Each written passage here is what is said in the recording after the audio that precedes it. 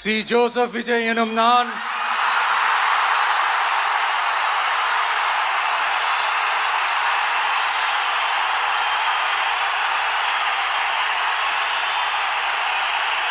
சட்டப்படி பெற்ற இந்திய அரசியல் அமைப்பின்பால் உண்மையான நம்பிக்கையும் மாறா பற்றும் கொண்டிருப்பேன் என்றும்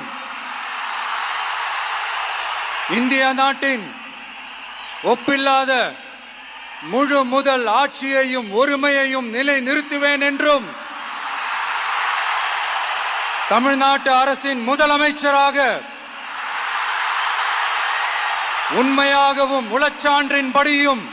என் கடமைகளை நிறைவேற்றுவேன் என்றும் அரசியல் அமைப்பிற்கும் சட்டத்திற்கும் இணங்க அச்சமும் ஒருதலை சார்பும் இன்றி விருப்பு வெறுப்பை